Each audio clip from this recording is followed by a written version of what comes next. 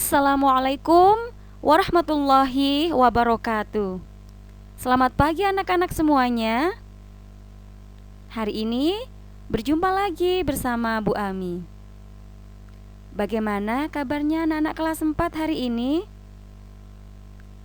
Semoga Allah Subhanahu wa taala selalu memberikan kita kesehatan dan selalu menuntun di setiap gerak langkah kita untuk menggapai ridhonya. Amin. Baiklah anak-anak, hari ini kita akan belajar tema 6, subtema 3, giat berusaha meraih cita-cita. Sebelum kita mengawali pembelajaran kita pada pagi hari ini, mari kita membaca basmalah bersama-sama. Bismillahirrahmanirrahim.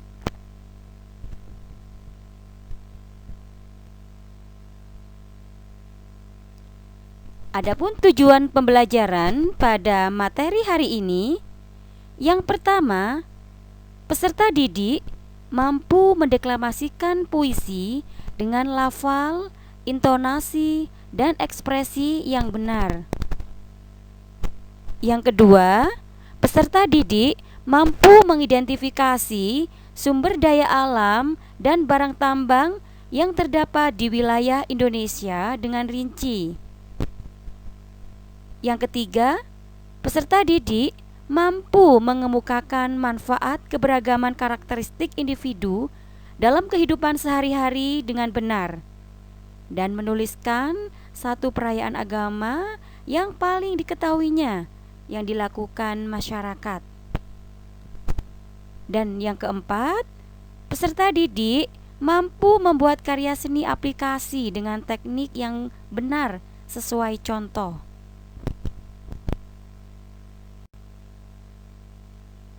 Pada pembahasan yang pertama, yaitu tentang deklamasi puisi.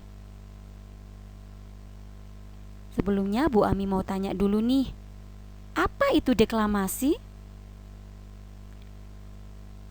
Iya, betul sekali. Deklamasi puisi merupakan salah satu cara membacakan puisi tanpa menggunakan teks puisi.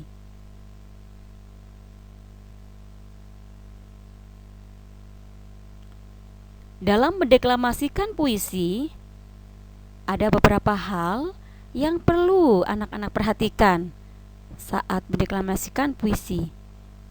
Mulai dari isi puisi, tanda jeda, intonasi, lafal, tempo, irama, hingga mimik.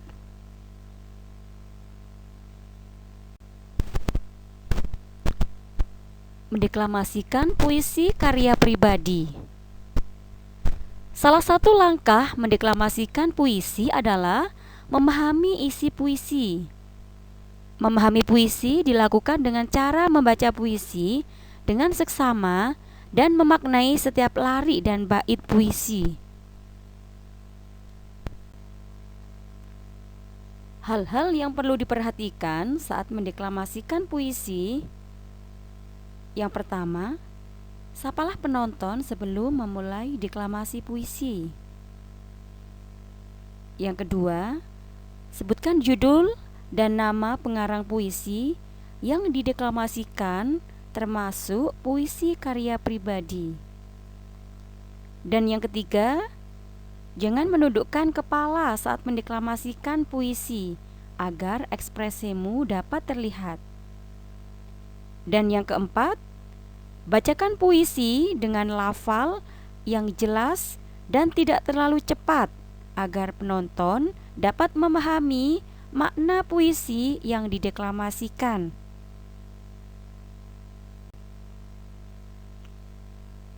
Yang kelima, bacakan puisi sesuai dengan suasana yang digambarkan dalam puisi tersebut. Misalnya, sedih, senang, atau semangat. Dan yang keenam, puisi yang dideklamasikan sebaiknya dihafalkan sehingga tidak perlu membawa teks. Dan yang ketujuh, Ucapkan salam penutup kepada penonton setelah penampilan deklamasi puisi selesai.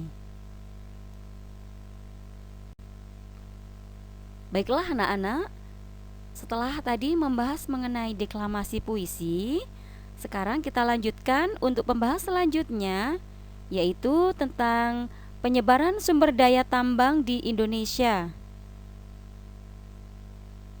Sumber daya tambang merupakan sumber daya alam yang tidak dapat diperbarui. Sumber daya tambang biasanya dimanfaatkan untuk kegiatan industri dan kebutuhan rumah tangga. Nah, di sini Bu Ami akan menjelaskan mengenai penyebaran hasil tambang di Indonesia.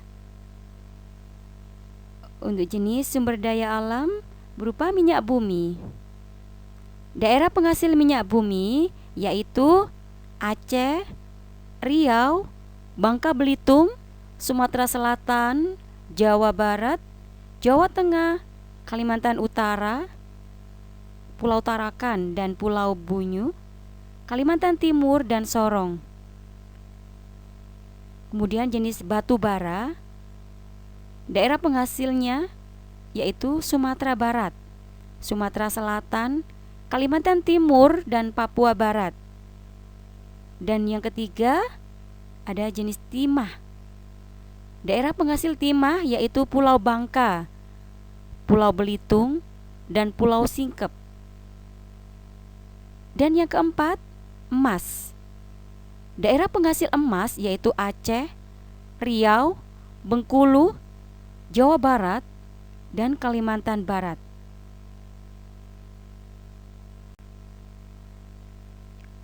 Berdasarkan peta sumber daya alam barang tambang. Barang-barang tambang yang terdapat di wilayah Indonesia antara lain berupa minyak bumi, batu bara, tembaga, besi, timah, kapur, yodium, asbes, marmer, dan belerang. Belitung dahulu merupakan daerah penghasil timah andalan Indonesia. Timah adalah salah satu hasil sumber daya alam tambang. Baiklah anak-anak, kita lanjutkan untuk membahas materi berikutnya, yaitu tentang Hari Besar Keagamaan. Sudah kita ketahui bersama bahwasanya negara Indonesia memiliki keragaman budaya, salah satunya mengenai agama. Agama yang telah diakui dan ditetapkan dalam undang-undang ada 6, yaitu agama Islam, Kristen, Katolik, Hindu, Buddha, dan Konghucu. Adapun hari besar keagamaan agama Islam, contohnya Hari Raya Idul Fitri, Hari Raya Idul Adha, Tahun Baru Islam, Maulid Nabi, dan Isra Mi'raj. Contoh hari besar keagamaan agama Kristen, Natal, Paskah, dan kenaikan Isa Al-Masih. Hari besar keagamaan Katolik, Natal, Paskah, dan kenaikan Isa Al-Masih. Agama Hindu, Nyepi, Galungan, dan Kuningan. Untuk agama Buddha, hari besar keagamaannya Waisak, Asada, dan Katina. Adapun contoh hari besar keagamaan dari agama Konghucu, Imlek, dan Cap Gomeh. Setiap hari besar keagamaan memiliki makna tersendiri bagi umat yang merayakannya. Setiap umat beragama harus saling menghargai keagamaan hari besar keagamaan.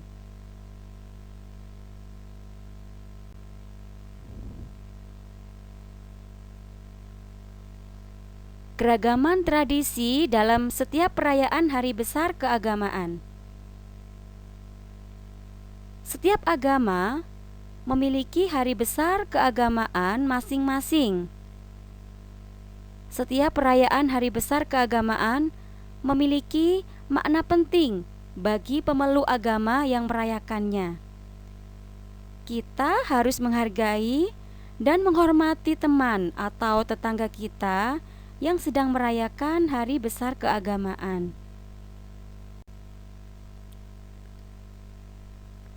Baiklah anak-anak, kita lanjutkan untuk materi berikutnya, yaitu mengenai karya seni montase. Montase merupakan suatu karya seni rupa yang dibuat dari beberapa gambar berbeda yang ditempel pada satu lembar kertas atau bidang lain sehingga menciptakan sebuah gambar baru dengan tema yang diinginkan. Gambar-gambar tersebut bisa berupa gambar dari majalah, koran, foto, atau bahan lainnya.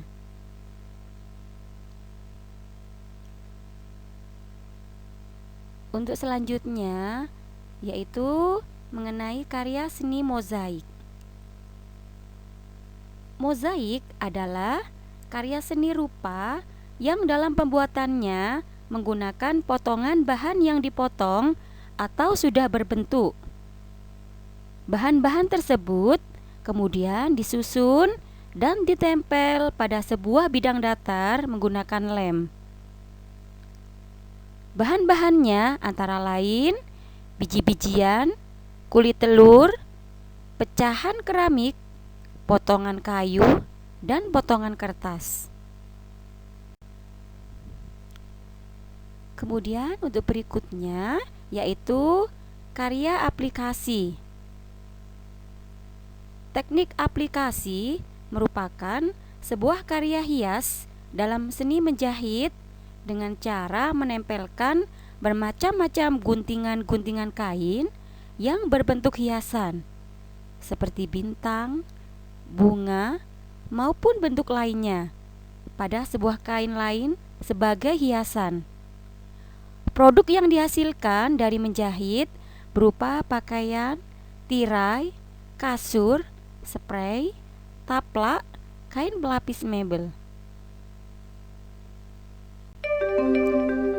Alhamdulillah, demikianlah anak-anak penjelasan materi pada pertemuan kali ini. Semoga apa yang sudah disimak tadi dapat dimengerti dan dipahami. Bapak Ibu Guru mengucapkan terima kasih buat anak-anak semua yang dengan sungguh-sungguh menyimak materi hari ini. Jangan lupa setelah ini anak-anak bisa membuka link lembar kerja yang harus dikerjakan anak-anak. Anak hebat pasti mengerjakan tugas dengan penuh tanggung jawab dan disiplin. Sekali lagi Bu Ami ucapkan terima kasih. Dan Bu Ami akhiri, wassalamualaikum warahmatullahi wabarakatuh.